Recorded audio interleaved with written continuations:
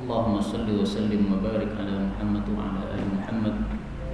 اللهم انفعنا بما علمتنا وعلمنا ما ينفعنا وزدنا علما وبارك لنا في علمنا وارزقنا الإخلاص في القول والعمل كاملا ونسألك اللهم علما نافعا لا ينسى وتوفيقا دائما آمين يا رب العالمين. Alhamdulillah kaum muslimin rahimani wa rahimakumullah, sudah selesai kita bahas kemarin fadilah membaca Al-Quran. Kita lanjutkan dengan fadilah zikir. Saya tidak ngerti ya di buku panjenengan itu halaman berapa. Dicari dulu fadilah zikir, karena urutannya dengan buku saya berbeda. Kalau di buku saya fadilah zikir itu diletakkan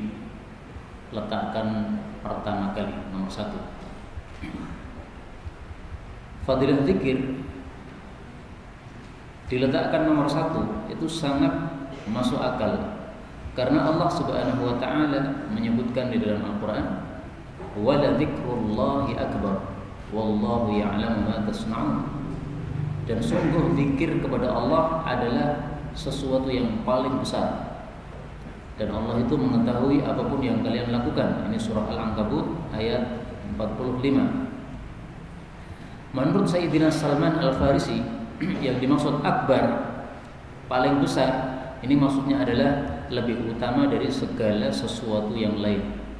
Maka zikrullah lebih utama daripada jihad, lebih utama daripada siyam, lebih utama daripada infak dan seterusnya, sebagaimana disebutkan dalam hadis yang sahih dari Rasulullah sallallahu alaihi wasallam. Dan Allah memerintahkan kita supaya banyak zikir. Wadhkurullaha katsiran la'allakum tuflihun. Zikirlah kepada Allah dengan banyak supaya kalian beruntung. Surah Al-Anfal ayat 45. Maka selain disuruh berzikir, kita juga disuruh untuk memperbanyak zikir. Memperbanyak zikir ini bagaimana? Ya, setiap saat berzikir kepada Allah Subhanahu wa taala. Ketika sedang tidak menggunakan mulut kita untuk bicara, maka kita gunakan mulut kita untuk zikir kepada Allah Subhanahu wa taala. Sampun ke panggih, Pak. Halaman berapa? 383. Nah, silahkan nanti dicari pada bab hadis-hadis tentang zikir. Kalau 383 mungkin itu halaman pertama. Nah, dilewati itu ada ayat-ayat, dibuka semuanya terus sampai pada bab tentang hadis-hadis fadilah zikir. Karena saya hanya mengajarkan hadis-hadisnya saja. Adapun tentang ayat-ayatnya itu dibaca sendiri di rumah. Berapa? 397. Nah, silakan dibuka halaman 397. Pun panggil lagi. Sampun ya. Baik, kita baca hadis yang pertama. Bismillahirrahmanirrahim. Al-haditsul awwal an Abi Hurairah radhiyallahu anhu qala an-nabiy sallallahu alaihi wasallam يقول الله تعالى أنا عند ظن عبدي بي وأنا معه إذا ذكرني فإن ذكرني في نفسه ذكرته في نفسي وإن ذكرني في ملأ ذكرته في ملأ خير منهم وإن تقرب إلي بشبر تقربت إليه ذراعا وإن تقرب إلي ذراعا تقربت إليه باعا وإن أتاني يمشي أتيته هرولة متفق عليه. Ini hadis yang pertama. Dari Abu Hurairah radhiyallahu anhu, Rasulullah sallallahu alaihi wasallam bersabda, yaqulullahu ta'ala, Allah Ta'ala mengatakan, ana saya inda dhanni abdi, pada persangkaan hamba saya bi terhadap saya.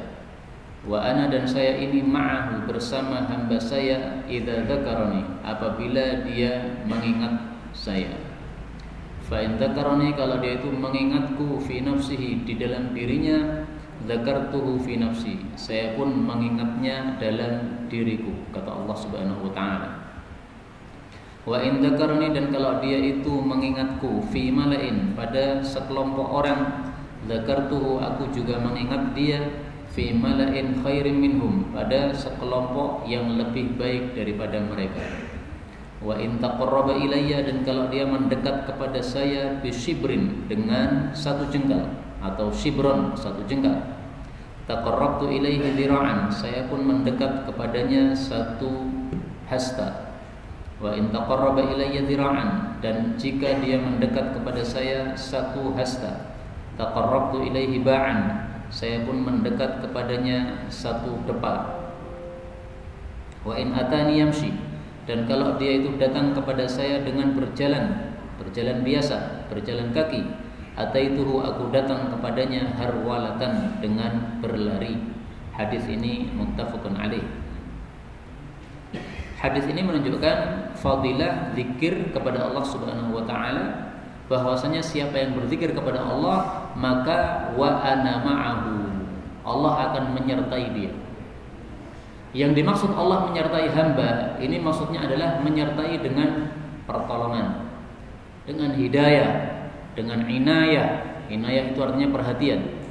Jadi kalau kita ingin diperhatikan oleh Allah, zikir kepada Allah Subhanahu wa taala. Kalau kita ingin diberi hidayah oleh Allah, zikir kepada Allah Subhanahu wa taala. Kalau kita ingin dirahmati oleh Allah, zikir kepada Allah Subhanahu wa taala. Kemudian zikir itu ada dua macam. Yang pertama, zakarani fi nafsihi, zikir di dalam dirinya sendiri. Jadi seseorang berzikir sendiri. Misalnya dia membuka mushaf Al-Qur'an, baca Quran sendiri, itu namanya zakarani fi nafsihi. Maka fadilahnya apa? Allah juga akan mengingat dia di dalam dirinya Allah sendiri. Ini zikir yang pertama. Zikir yang kedua, zikir pada sekelompok orang, zakarani fi mala. Seperti ketika pengajian begini. Ini kalau saya menyebutkan tentang Allah, berarti saya sudah menyebut Allah dalam sekelompok orang. Nah, maka fadilahnya apa? Nanti Allah akan menyebut saya pada sekelompok orang yang lebih utama, yaitu para malaikat. Belum dipasang ya? Tidak bisa.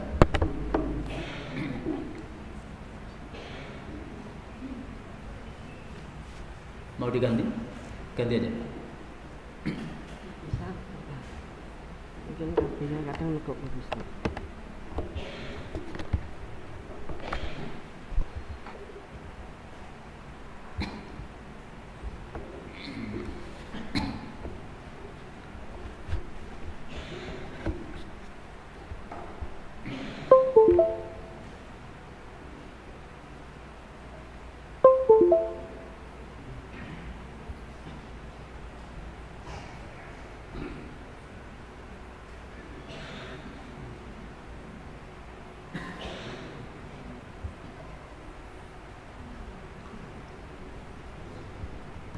Dan kemudian kita ambil beberapa faedah dari hadis ini. Faedah yang pertama, yaqulullahu ta'ala, Allah Ta'ala berkata. Ini disebut hadis qudsi, atau hadis rabbani, atau hadis ilahi, atau hadis marwi. Disebut qudsi karena Allah Maha Quddus, Maha Suci. Disebut rabbani karena Allah adalah Rabbul Alamin. Disebut hadis ilahi karena Allah adalah Ilahun Nas. Disebut hadis marwi karena diriwayatkan oleh Nabi dari Allah Subhanahu wa taala. Maka marwi artinya diriwayatkan, yaitu oleh Nabi dari Allah Subhanahu wa taala. Faedah berikutnya, ana inda dhanni abdi bi, saya menyertai persangkaan hambaku terhadap diriku. Artinya kalau kita menyangka bahwa Allah akan mengampuni kita, Allah ampuni kita. Tapi kalau orang putus asa mengatakan bahwa dosa saya sudah terlampau banyak, tidak mungkin diampuni oleh Allah, maka Allah pun juga tidak akan kasih ampunan sama dia. Jadi terserah hamba itu mau menyangka bagaimana kepada Allah, Allah kasih. Sebagaimana dalam hadis yang sahih ada tambahan, falyadhunna bima syaa. Saya sesuai dengan persangkaan hamba saya terhadap diri saya. Falyadhun nabi, maka hendaklah menyangka terhadap saya hamba itu masya'a, terserah dia. Hadis riwayat Tabarani dan disahihkan oleh Hakim rahimahumullah taala. Nah, maka ringkasnya hadis ini menghasung kita untuk husnudzon kepada Allah. Jangan suudzon kepada Allah. Menyangka yang baik kepada Allah. Semua manusia punya dosa, betul. Tetapi kita menyangka yang baik-baik. Bagaimana persangkaan yang baik? Ya kita menyangka bahwa Allah akan mengampuni kita. Tapi bukan berarti meremehkan dosa. Karena yang meremehkan dosa itu orang munafik. Sebagaimana disebutkan dalam hadis yang lain, orang munafik melihat dosa itu seperti lalat. Lalat nempel pada hidung kita, dihilangkan udah pergi, gampang. Kalau orang mukmin melihat dosa seperti gunung. Gunung mau ditimpakan di atas kepala dia, ketakutan. Nah, maka bukan berarti kita mengharapkan kepada Allah ampunannya kemudian kita meremehkan dosa, bukan. Tetap kita takut kepada dosa, tetapi jangan kemudian putus asa. Karena kalau sudah putus asa, mengatakan saya tidak akan diampuni oleh Allah, betul-betul tidak akan dapat ampunan, karena Allah mengatakan saya sesuai dengan persangkaan hamba kepada saya. Dan masalah menyangka terhadap Allah ini tidak hanya masalah ampunan saja. Semua masalah agama, masalah dunia. Misalnya kita dikasih sakit oleh Allah Subhanahu wa taala. Kita menyangka, berprasangka kepada Allah akan menyembuhkan kita, insyaallah disembuhkan. Tapi kalau kita berprasangka, wah penyakit kayak gini paling-paling mati, ya kasih mati juga. Sebagaimana ada seorang sahabat Nabi, orang Arab desa ini, dijenguk oleh Nabi SAW. Maka Rasulullah mengatakan, tahur insyaallah, enggak apa-apa, insyaallah sakitmu itu membersihkan dosa-dosa. Maka dia mengatakan, humma tafur tuziruhul kubur. Kalau demam seperti ini, kata orang yang sakit ini adalah demam yang bahaya, yang bisa menghantarkan saya ke kuburan, katanya. Nah, dikabulkan oleh Allah, akhirnya mati masuk kuburan. Nah, karena itu kalau kita sakit, jangan menyangka-nyangka yang buruk-buruk. Karena akan ketakutan sendiri, malah mati gara-gara takut itu. Tapi kalau kita semangat, insya Allah saya bisa sembuh, Allah kasih sembuh saya. Nah, ada semangat begini, insya Allah akan lebih cepat sembuh. Nah, maka dhanni abdi, persangkaan hamba, ini tidak hanya dalam masalah ampunan saja, tapi semua masalah, termasuk masalah-masalah dunia. Kita harus berprasangka yang baik kepada Allah, akan diberikan oleh Allah Subhanahu wa taala. Faedah berikutnya, taqarraba ilayya, hamba mendekatkan dirinya kepada Allah satu jengkal, Allah akan mendekat kepadanya satu hasta. Maksudnya gimana? Maksudnya mendekatkan diri kepada Allah dengan melakukan amal-amal saleh.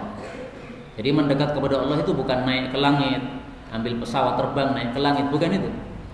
Karena bukan mendekat kepada zat Allah, tapi mendekat kepada ridha Allah Subhanahu wa taala, yaitu dengan cara melakukan amal-amal saleh. Sebagaimana sabda Rasulullah sallallahu alaihi wasallam dalam hadis qudsi juga, bin nawafil,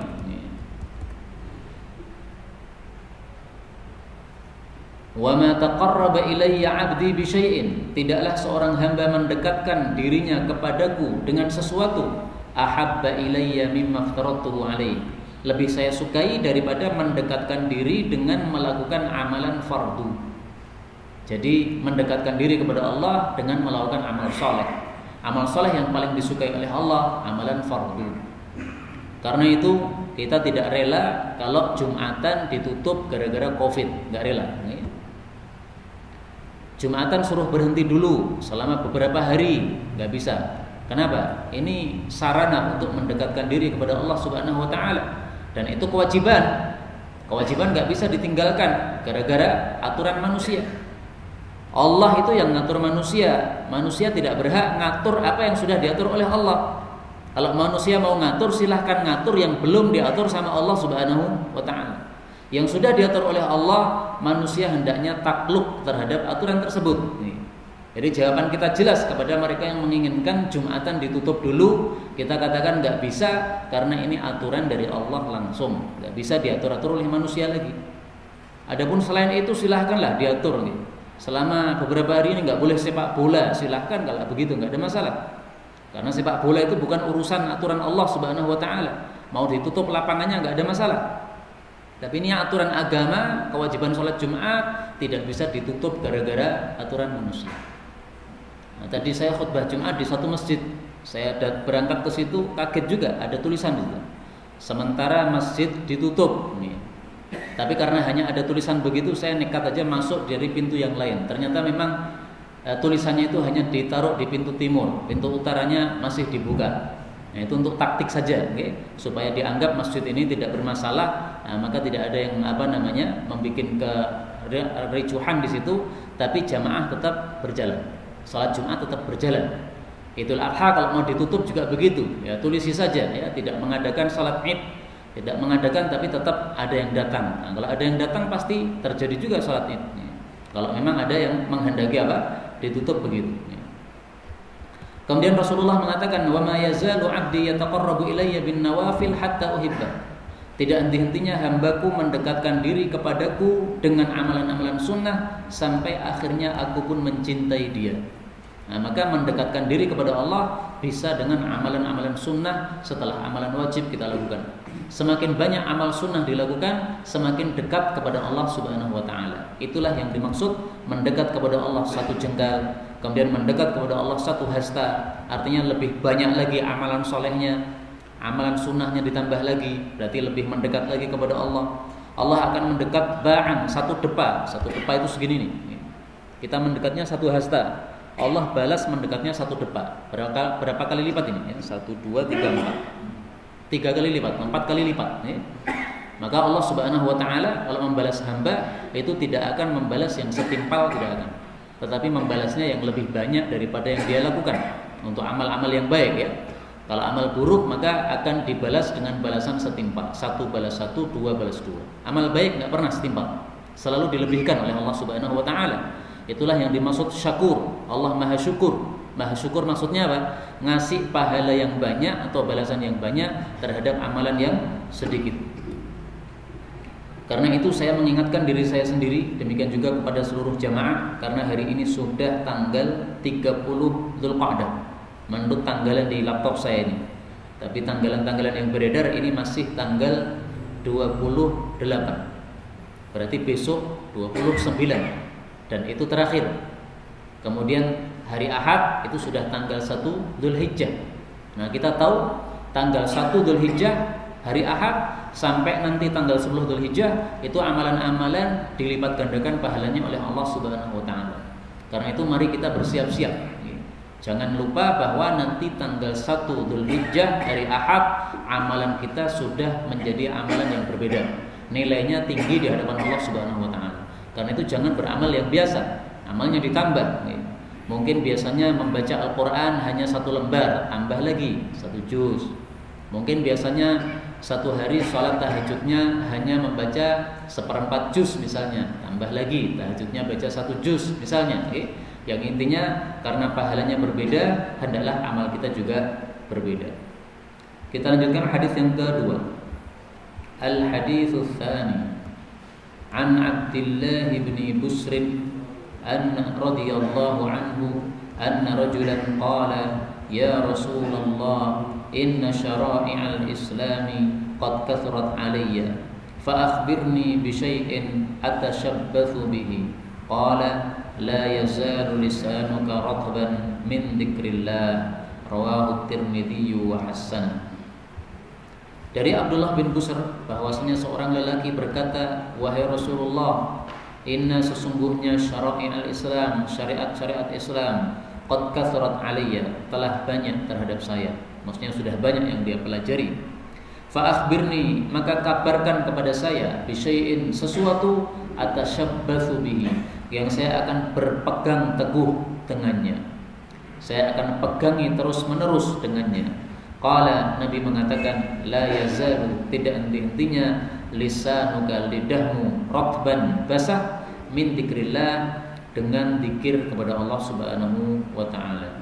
Hadis diriwayatkan oleh Tirmidzi dan beliau menilai hadis ini hasan. Hadis ini menunjukkan fadilah zikir. Karena ternyata dari ajaran-ajaran Islam yang sangat banyak, Nabi mengintikan zikir. Ajaran Islam banyak sekali.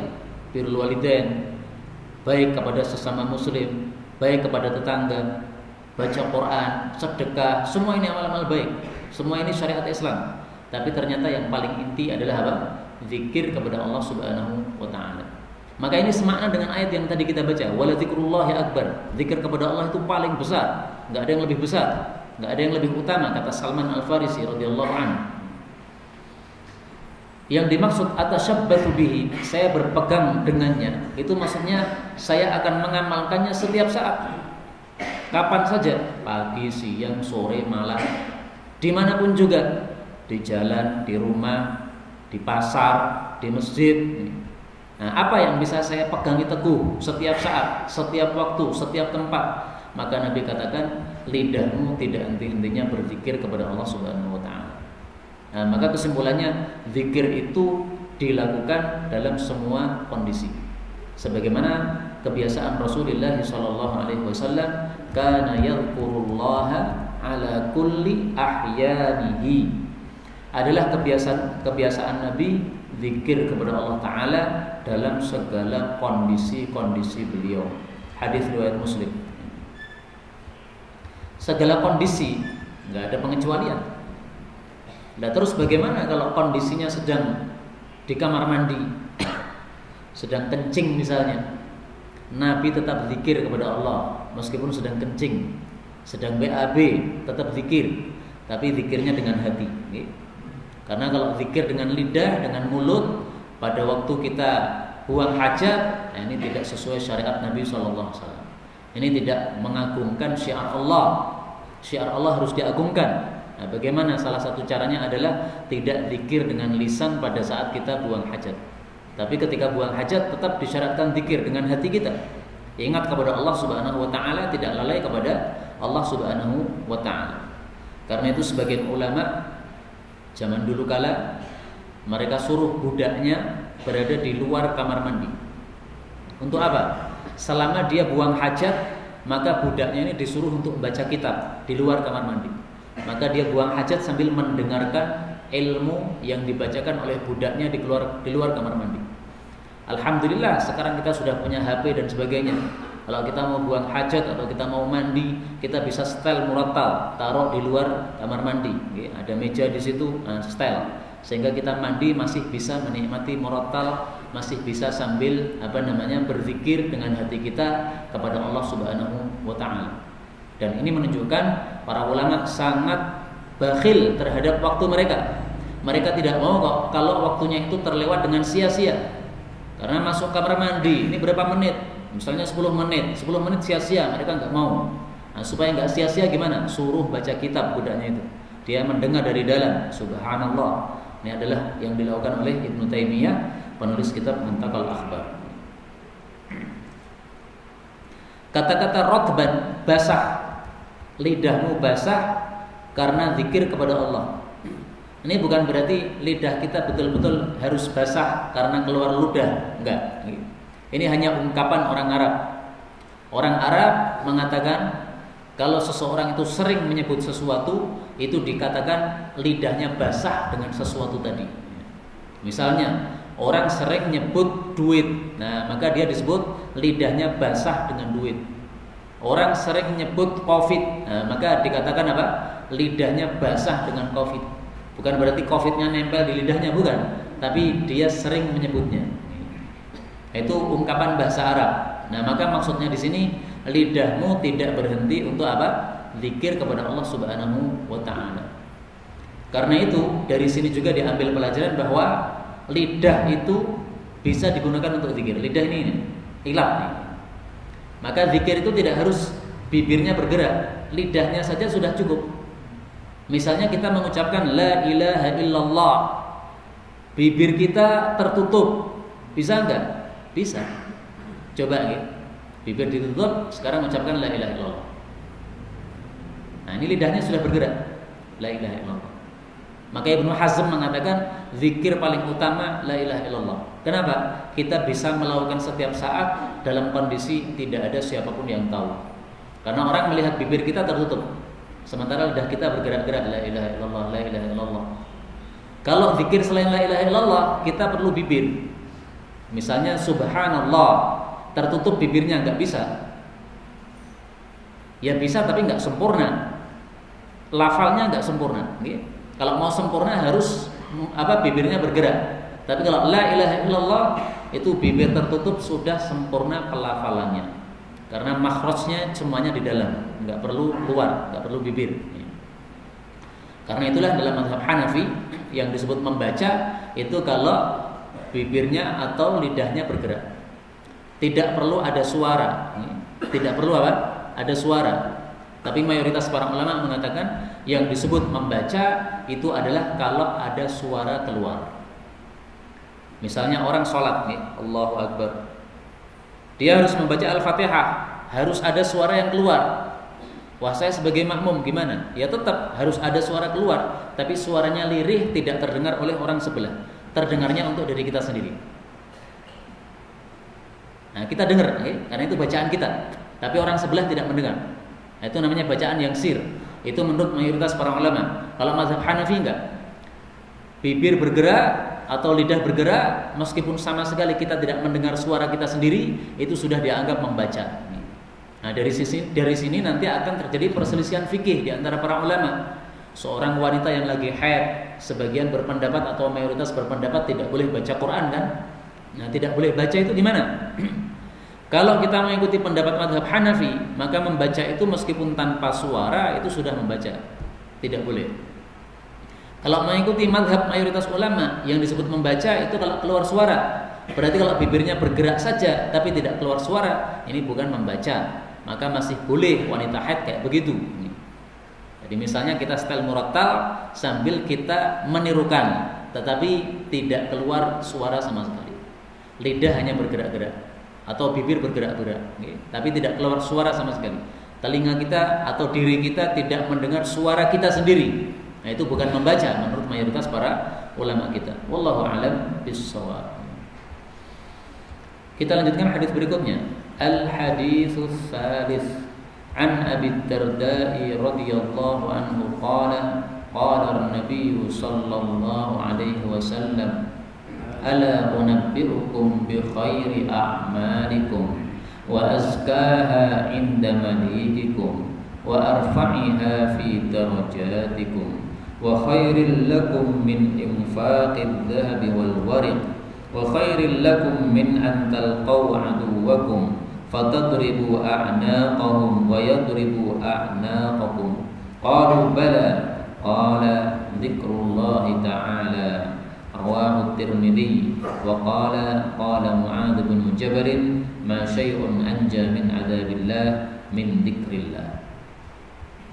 Abu Darda radhiyallahu anhu meriwayatkan Rasulullah sallallahu alaihi wasallam bersabda, ala maukah unabbiukum, aku kabarkan kepada kalian bi khairi a'malikum, amal terbaik untuk kalian, wa azkaha, dan paling suci maksudnya paling utama, inda malikikum, di hadapan raja kalian, yaitu Allah Subhanahu wa taala, wa arfa'iha, dan yang paling tinggi, fi darajatikum, di dalam derajat kalian, wa khairil lakum, dan lebih baik bagi kalian, min infaqid dhahabi wal wariq, daripada menginfakkan emas dan perak, wa khairil lakum, dan lebih baik bagi kalian, min antal qaw aduwakum, daripada kalian berjumpa dengan musuh kalian, itu orang-orang kafir, maksudnya berjumpa dalam perang, fatadribu a'naqahum, lalu kalian pukul tengkuk mereka, maksudnya kalian bunuh mereka, wa yadribu a'naqakum, atau mereka pukul tengkuk kalian, yaitu membunuh kalian. Qalu, para sahabat mengatakan, bala ya. Qala, Nabi menjawab, dzikrullahi ta'ala, yaitu zikir kepada Allah Ta'ala. Diriwayatkan Tirmidzi, dan beliau mengatakan bahwa Mu'adz bin Jabal berkomentar, ma syai'un, tidak ada sesuatu, anja, yang lebih bisa menyelamatkan, min adzabillah, dari siksa Allah, min dzikrillah, daripada zikir kepada Allah Subhanahu wa taala. Ini perkataan Mu'adz, bukan sabda Nabi sallallahu alaihi wasallam. Hadis Abu Darda ini adalah hadis yang paling bagus untuk menafsirkan ayat yang pertama tadi saya baca, yaitu Allah mengatakan, utlu ma uhiya ilaika minal kitabi wa aqimis salata innas salata tanha 'anil fahsya'i wal munkar wa la dzikrullahi akbar. Surat Al-Ankabut ayat 45. zikir kepada Allah adalah paling besar. Maksudnya paling utama, lebih utama daripada segala sesuatu selain zikir. Ini tafsir dari Salman Al-Farisi. Nah, contohnya bagaimana? Nah, contohnya hadis ini tadi. Lebih baik daripada infak emas perak, lebih baik daripada jihad berperang fi sabilillah. Jadi zikir lebih utama, lebih afdol daripada infak. Zikir lebih utama, lebih afdol daripada jihad. Sebagian orang bertanya, bagaimana mungkin zikir lebih afdol daripada infak, daripada jihad? Jihad itu lebih berat, infak itu lebih berat. Zikir kan ringan, semua orang bisa. Di setiap saat saja dia bisa melakukan. Nah, maka jawabnya adalah bahwa yang dimaksud oleh Nabi dalam hadis ini adalah amalan yang paling utama yang bisa dilakukan dalam semua kondisi secara umum. Itu maksudnya. Adapun kondisi-kondisi khusus, maka hadis ini nggak berlaku. Para ulama katakan dalam kondisi-kondisi khusus, ini kaidah ya. Dalam kondisi-kondisi khusus, amalan yang paling utama adalah amalan yang dikhususkan untuk kondisi tersebut. Saya ulangi lagi ya. Dalam kondisi-kondisi khusus, amalan paling utama adalah amalan yang dikhususkan oleh Allah untuk kondisi tersebut. Misalnya hari raya Idul Adha, apa amalan yang dikhususkan oleh Allah pada hari tersebut? Menyembelih kurban. Maka tidak bisa orang mengatakan saya nggak menyembelih kurban nggak apa-apa, saya zikir kepada Allah Subhanahu Wa Taala di masjid. Saya lebih utama daripada nyembelih kurban. Lain-lainnya pada nyembelih, saya zikir. Saya lebih utama. Nggak bisa dikatakan begitu. Kenapa? Karena pada hari raya Idul Adha, amalan yang dikhususkan oleh syariat adalah menyembelih kurban. Nah, sehingga menyembelih kurban adalah amalan paling utama pada hari tersebut. Di bulan Ramadan, apa amalan yang dikhususkan? Puasa, malam harinya tahajud atau tarawih. Nah, maka berarti yang paling utama adalah amalan tersebut. Sekarang ada pembangunan masjid, yang dibutuhkan apa ini? Dana untuk bangun masjid. Nah, tidak bisa orang mengatakan saya tidak usah ikut dana, saya zikir terus saja. Saya lebih utama daripada yang ngasih dana itu. Nggak bisa, karena ini kondisi khusus. Kondisi ketika diperlukan dana, ya berarti amalan paling utama adalah apa? Ngasih dana. Rasulullah SAW pernah kumpulkan para sahabat. Ini kita mau perang jauh, perang Tabuk. Ini perlu duit yang banyak. Kalau nggak ada duit ini nggak bisa berangkat ini, ya, karena perlu biaya. Nah, maka para sahabat semuanya bawa dana untuk diinfakkan fi sabilillah. Nah, dalam kondisi seperti itu tidak bisa orang menggunakan hadis ini. Dalam hadis ini disebutkan lebih baik zikir daripada infak emas perak, daripada jihad. Saya nggak usah ikut jihad, saya nggak usah keluarkan dana, saya di rumah saja zikir. Nggak berlaku hadis ini. Kenapa? Ini kondisi khusus di mana dibutuhkan jihad, berarti amalan paling utama jihad. Ini kondisi khusus, paling dibutuhkan dana untuk membackup jihad, berarti amalan paling utama infak fi sabilillah, bukan zikir. Adapun zikir itu adalah dalam kondisi umum. Kondisi umum, amalan paling utama adalah zikir kepada Allah Subhanahu wa Ta'ala. Kita ambil beberapa faedah dari hadis ini. Faedah yang pertama, sabda Nabi, ala unabbiukum, maukah saya beritahukan kepada kalian?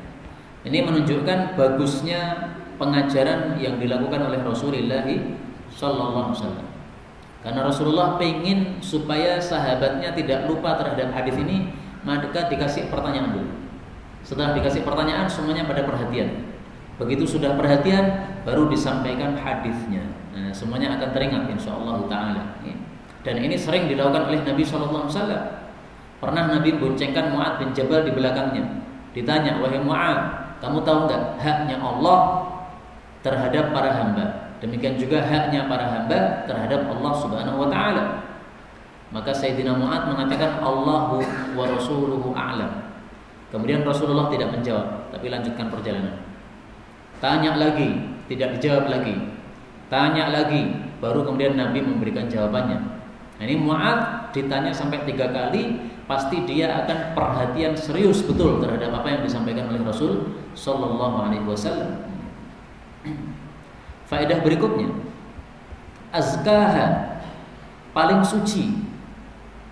Amalan paling suci, maksudnya apa? Paling utama. Jadi kata-kata suci kalau untuk amalan maksudnya adalah paling utama, paling afdal. Sebagaimana dalam hadis yang lain Rasul sallallahu alaihi wasallam bicara tentang salat jamaah. Salatul rajuli ma'ar rajuli azka min salatihi ma'ar rajulain. Azka min salatihi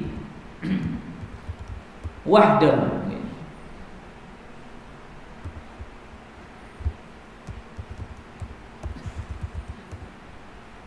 Hadis riwayat Abu Daud. Wa salatul rajuli ma'ar rajul. Salatnya seseorang dengan orang lain, berarti jamaah 2 orang. Azka, lebih suci min salatihi wahdah, daripada salat sendiri. Salatuhu ma'ar rajulain, salat bersama 2 orang, berarti 3 orang, 1 imam. Azka min salatihi ma'ar rajul, itu lebih suci daripada salat hanya dengan 1 orang, berarti hanya 2 orang. Wa ma kana aktsar fa huwa ahabbu ila Allah taala. Yang lebih banyak jamaahnya itulah yang paling dicintai oleh Allah Subhanahu wa taala. Nah, karena itulah para ulama mengatakan azka, lebih suci, maksudnya afdol, lebih utama. Jadi kata-kata lebih suci untuk amalan itu maksudnya lebih utama.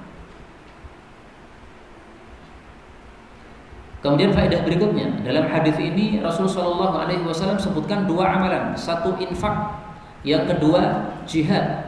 Talqau aduwakum. Padahal amalan itu sangat banyak, tetapi oleh Nabi disebutkan secara khusus infak dan jihad. Ini menunjukkan fadilahnya infak dan jihad. Kenapa infak dan jihad memiliki fadilah yang besar sehingga disebutkan oleh Nabi secara khusus? Amalan-amalan lain tidak disebutkan, padahal betapa banyaknya amalan itu. Maka jawabnya adalah karena infak dan jihad ini amalan yang berat. Tidak semua orang bisa infak. Kenapa? Manusia dicetak oleh Allah cinta harta, cinta duit. Sehingga para ulama mengatakan la yulam rajul ala hubbi ummi. Seseorang itu tidak dicela kalau dia itu cinta kepada ibunya. Nah, manusia itu adalah anak-anak dunia, sehingga kalau cinta kepada dunia, cinta kepada ibunya, ya wajar. Nah, maka kalau ada orang yang karena imannya kepada Allah sehingga cintanya kepada dunia dia kalahkan, dia mau infak, maka ini menunjukkan dia orang yang imannya kuat, sehingga amalan ini adalah amalan yang sangat utama. Termasuk infak adalah kalau kita mengeluarkan duit untuk beli kurban, itu infak. Tidak semua orang mampu melakukannya. Sebagian orang pelit untuk mengeluarkan duit untuk kurban. Dia maunya kurban seumur hidup sekali aja. Katanya karena Rasul Shallallahu Alaihi Wasallam bersabda bahwa kurban itu akan jadi tunggangan nanti di akhirat. Padahal tunggangan cukup 1, berarti seumur hidup sekali saja. Nah, itu adalah satu sikap yang salah. Karena Rasul Shallallahu Alaihi Wasallam beliau tinggal di Madinah selama 10 tahun, ternyata beliau kurbannya 9 kali. Karena memang disyariatkan pada tahun 2 Hijriah, sehingga beliau mulai kurban itu tahun 2 Hijriah sampai akhir hayat beliau 9 kali beliau kurban. Berarti setiap tahun beliau kurban.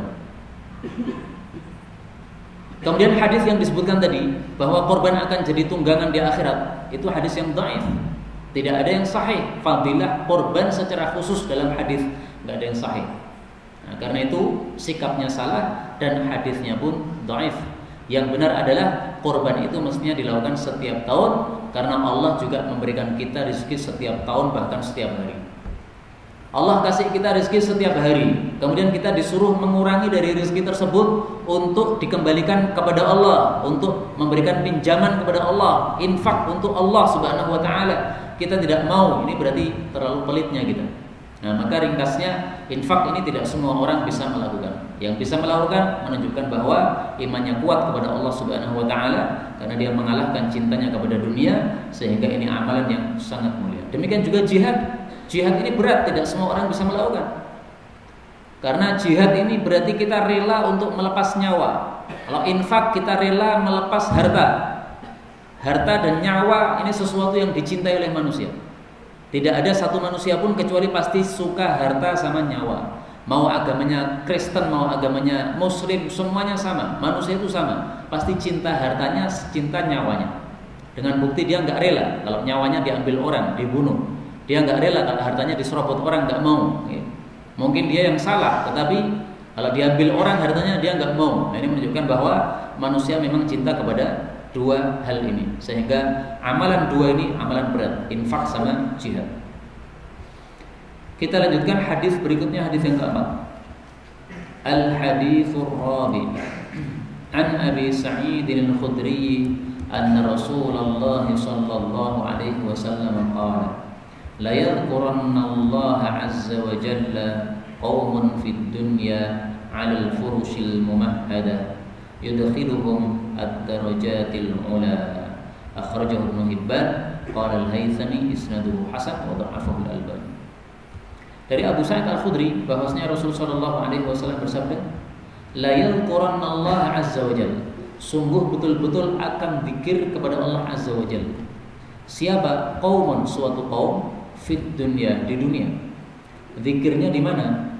Alal furush, di atas kasur-kasur, al-mahhadah, yang dihamparkan. Yudkhiluhum, Allah akan memasukkan mereka ad-darajatil ula, di dalam derajat-derajat yang tinggi-tinggi. Hadis diriwayatkan oleh Ibnu Hibban dan kata Haythami sanadnya hasan. Sementara itu Syekh Albani mendhaifkan hadis ini. Kita boleh taklid kepada ulama yang mana terserah. Taklid kepada Haythami mengatakan sanadnya hasan, hadisnya bisa diterima, boleh. Kita taklid kepada Syekh Albani yang mendhaifkan, ya enggak ada masalah. Tapi dalam masalah-masalah hadis-hadis fadilah amal ini, saya lebih cenderung taklid kepada mereka yang mensahihkan atau menghasankan. Karena toh hanya fadilah amal, bukan hukum. Kalau hukum perlu ketat. Yang mendhaifkan itu yang diutamakan. Kalau masalah hukum. Tapi kalau masalah fadilah amal, udahlah taklid kepada yang mensahihkan atau menghasankan, enggak ada masalah. Karena para ulama juga begitu sikapnya terhadap hadis-hadis fadilah amal, mereka tidak terlalu ketat. Yang penting kalau dhaif ya kita katakan dhaif, apalagi kalau palsu maka hendaklah kita wajib mengatakan ini hadisnya palsu. Jangan disebarkan tanpa mengatakan palsu. Seperti hadis yang belakangan ini sering beredar, yaitu hadis tentang ar-rihul ahmar, angin merah katanya. Atau angin merah maksudnya angin duduk atau angin yang lain-lainnya. Itu ada doa khusus dari Nabi untuk menghadapi angin duduk. Hadis palsu kayak begitu, nggak ada sumbernya dari kitab-kitab hadis. Maka jangan disebarkan kecuali kalau kita mengatakan ini hadis palsu. Kaum muslimin rahimani wa rahimakumullah, hadis ini menunjukkan fadilah zikir, meskipun zikir itu dilakukan alal furushil mumahhadah, di atas kasur-kasur yang dihamparkan, kasur-kasur yang empuk, kasur-kasur yang enak. Maka kalau kita dalam kondisi mendapatkan kenikmatan seperti ini di atas kasur, tapi masih bisa syukur kepada Allah, zikir kepada Allah Subhanahu wa taala, ini satu kondisi yang baik. Dan ini sekaligus menunjukkan bahwa kenikmatan hidup di dunia itu tidak terlarang. Tidak dilarang orang itu punya mobil mewah, enggak. Tidak dilarang orang itu punya rumah megah, enggak. Tidak dilarang orang itu punya kasur empuk, enggak. Tidak dilarang orang itu punya istri 4, enggak. Tidak dilarang orang itu pilih istri yang cantik-cantik, 4 semuanya cantik, enggak ada larangan gitu. Yang dilarang adalah yang haram-haram, yang melampaui batas, itu yang dilarang. Harta banyak tetapi dari riba, nah itu haram, melampaui batas, itu dilarang. Tapi kalau harta banyak tapi halal, sumbernya halal, dan dia mengeluarkan kewajibannya sebagai zakatnya, nggak ada masalah, tidak dilarang. Banyak sahabat yang kaya-kaya banyak. Sayyidina Utsman kaya, Sayyidina Abu Bakar dan Umar, saya nggak pernah dapat cerita bahwa keduanya miskin, nggak pernah. Bahkan cerita-cerita menunjukkan bahwa keduanya hidupnya lumayan. Ya mungkin tidak terlalu kaya, tapi apa? Lumayan. Pernah memang kelaparan, pernah, tapi kan cerita 1 kali 2 kali. Rata-ratanya dalam kondisi nyaman hidupnya. Sayyidina Umar sama Sayyidina Abu Bakar As-Siddiq radhiyallahu anhu. Maka kaya itu tidak terlarang, kenikmatan hidup tidak terlarang. Yang penting kita tetap syukur kepada Allah Subhanahu wa taala. Kemudian hadis ini menunjukkan bahwa zikir itu bagus dilakukan dalam segala kondisi, alal furush, termasuk ketika di atas tempat tidur. Maka termasuk salah satu ajaran Nabi SAW, sebelum tidur kita jangan langsung tidur, tapi baca zikir-zikir, baca wirid-wirid, baca beberapa surat Al-Quran, baca ayat kursi, baca Al-Kafirun, baca Qalaqil 3 kul, baca tasbih, tahmid, takbir 33, 33, 34. Nah, itu semuanya diajarkan oleh Nabi SAW. Dan kalau kita sebelum tidur memulai dengan zikir-zikir ini, tidur kita lebih berkah. Berkahnya bagaimana? Tidurnya lebih pulas, sehingga ketika kita bangun kita lebih fresh kondisi badan kita, sebagaimana dipahami oleh para ulama dari hadis tentang hasungan Nabi kepada Fatimah untuk tasbih, tahmid, takbir 33, 33, 34 sebelum tidur. Kata Nabi, itu tasbih lebih baik daripada mempunyai pembantu. Maksudnya gimana? Maksudnya bangun tidur itu fresh badannya. Menurut sebagian ulama tafsirnya gitu. Karena orang kalau punya pembantu dia tidak lelah. Nah, kata Nabi, wirid ini lebih utama daripada punya pembantu. Berarti maknanya bangun tidur kita juga nggak lelah. Apapun pekerjaannya, pekerjaan berat, pekerjaan ringan, sama aja. Kalau kita sebelum tidur sudah membaca wirid ini, bangun-bangun sudah fresh insyaallah ta'ala. Dan jangan lupa hadis yang pertama kita baca tadi ya. Nabi mengatakan, saya kata Allah sesuai persangkaan hamba kepada saya. Nah, kalau kita membaca wirid tersebut sebelum tidur, kita berprasangka kepada Allah bahwa Allah akan berikan kita tenaga fresh setelah bangun. Akan dikasih juga oleh Allah Subhanahu wa taala. Karena inda dhanni 'abdi, karena Allah akan menyesuaikan dengan apa? Persangkaan hamba. Nah, maka hadis tersebut oleh sebagian guru kami, Syekh Asy-Syuair yang saya ingat, beliau mengatakan ini termasuk dalam pemahaman hadis. Ada satu hadis para ulama berselisih maknanya begini.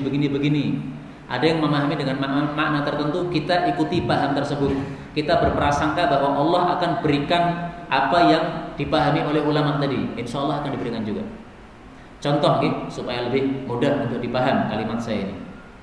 Contoh sabda Nabi SAW. Rasul mengatakan qul huwallahu ahad dan muawwidzatain al-falaq sama an-nas hina tumsi wa hina tusbih. Setiap sore kamu baca, setiap pagi kamu baca. Thalatha marrat, dibaca 3 kali. Takfika akan mencukupi kamu min kulli syai', dari segala sesuatu. Nah, kalau kita pahami dalam kondisi sekarang. Sekarang lagi pandemi Covid, Corona. Nah, kita meyakini takfika min kulli syai'. Ini 3 kul, sore hari 3 kali, pagi hari 3 kali, ini mencukupi saya dari Covid. Karena Nabi mengatakan takfika min kulli syai'. Insyaallah Allah akan berikan sesuai keinginan kita. Kenapa? Karena ana inda dhanni 'abdi. Ya. Saya kata Allah sesuai persangkaan hamba saya. Hamba saya menyangka begitu, berdasarkan hadis ini sabda Nabi SAW, saya kasih sesuai persangkaannya. Nah, ini penjelasan dari guru kami Syekh Syuair ya, bahwa sabda Nabi atau kalam Allah tadi bisa diterapkan juga dalam masalah-masalah pemahaman hadis Nabi sallallahu alaihi wasallam. Karena itu saya tekankan dalam hari-hari seperti ini kita jangan terlalu takut kepada Covid, tapi tetap melakukan usaha-usaha supaya kita tidak terkena Covid.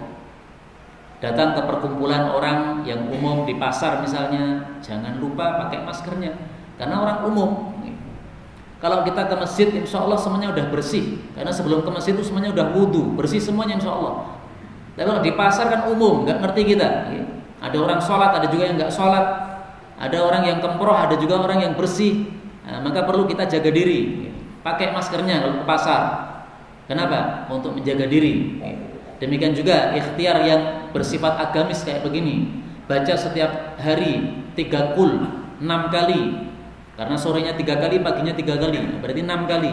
Dilakukan terus dalam rangka untuk usaha menjaga diri kita.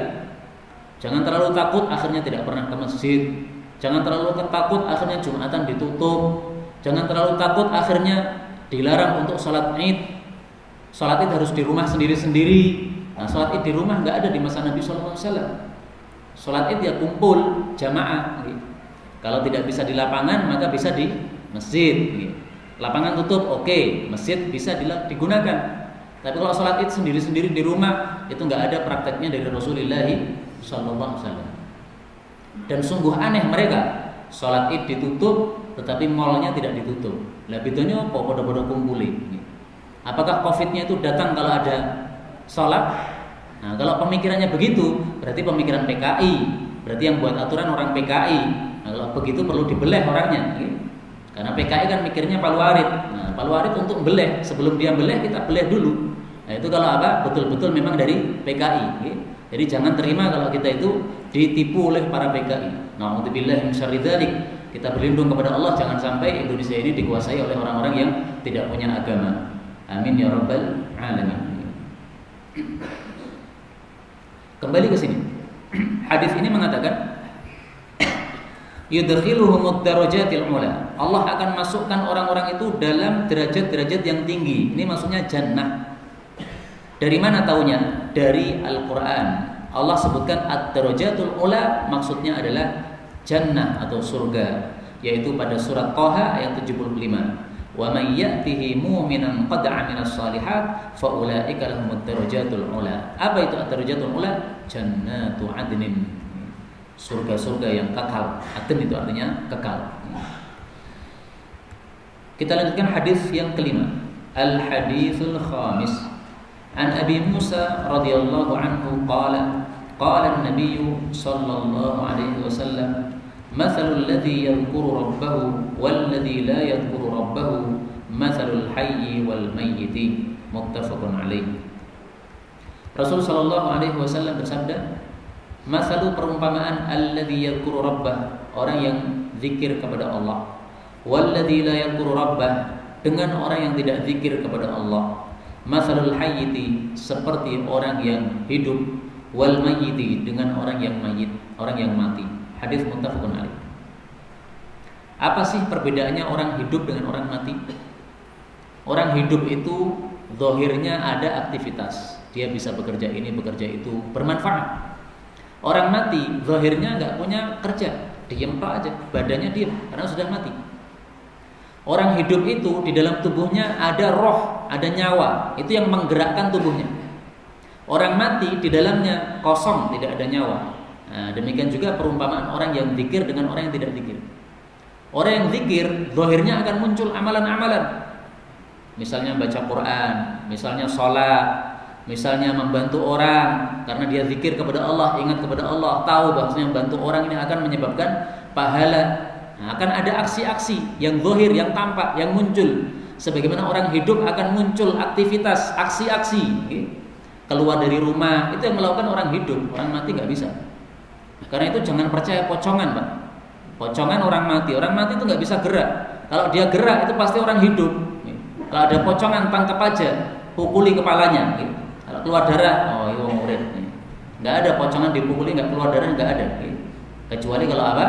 Itu adalah misalnya isinya bantal digerakkan orang. Nah, tapi kalau isinya manusia yang dia pura-pura jadi hantu, menakut-nakuti orang, pukuli saja, nanti dia pasti akan keluar darahnya menunjukkan dia masih hidup. Nah, inilah maksud dari perumpamaan ini. Orang yang zikir kepada Allah, zahirnya akan muncul amalan-amalan yang bermanfaat. Batinnya penuh dengan sinar. Orang zikir itu hatinya disinari oleh Allah Subhanahu wa taala. Sehingga sebagaimana perkataan Sayyidina Mu'ad tadi, orang yang paling selamat dari siksa Allah, orang yang zikir. Kenapa? Karena orang zikir diberi sinar oleh Allah dalam hatinya, sehingga setannya jadi pergi. Setan gak bisa mengganggu. Kalau kita sedang lalai dari Allah, setannya bisa masuk mengganggu. Itulah yang dimaksud al-waswasil khannas.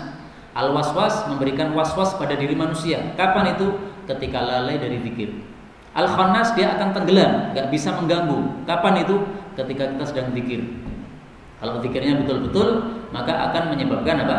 Setannya akan lenyap, tidak bisa mengganggu kita, karena setan tidak punya kekuatan untuk menghadapi sinar Allah Subhanahu wa taala yang diberikan oleh Allah kepada orang yang sedang berzikir kepadanya. Karena itu, marilah kita membiasakan diri untuk berzikir kepada Allah Subhanahu wa taala. Ketika lisan sedang tidak dipakai untuk bicara, maka otomatis digunakan untuk apa? Zikir kepada Allah Subhanahu wa taala. Para ulama mengatakan tanda cinta kepada Allah itu kalau lidahnya cinta zikir. Nah, maka kita bisa menilai diri kita. Apakah lidah kita cinta zikir? nganggur-nganggur lidahnya bergerak zikir. Ini berarti tanda kita cinta sama Allah. Kalau ada orang sukanya nyanyi, nganggur-nganggur pasti yang keluar nyanyi, nganggur pasti yang keluar nyanyi, nganggur lagi pasti keluar nyanyi. Nah, itu berarti tanda dia suka nyanyian, bukan suka kepada Allah Subhanahu wa taala. Ini perkataan para ulama, dan ini sesuai dengan ungkapan orang Arab. Man ahabba syai'an aktsara min dzikrih. Siapa yang menyukai sesuatu pasti akan sering menyebutnya. Maka orang yang sering menyebut Allah, subhanallah, alhamdulillah, la ilaha illallah, itu berarti dia cinta kepada Allah Subhanahu wa taala. Karena itu PR-nya untuk majelis ini, marilah kita munculkan dalam diri kita tanda-tanda kita cinta kepada Allah Subhanahu wa taala, yaitu dengan memperbanyak zikir kepada Allah. Kalau bisa dijadikan lidah kita itu otomatis zikir ketika sedang tidak digunakan untuk berbicara. Wallahu a'lam bishawab. Walhamdulillahirabbil alamin.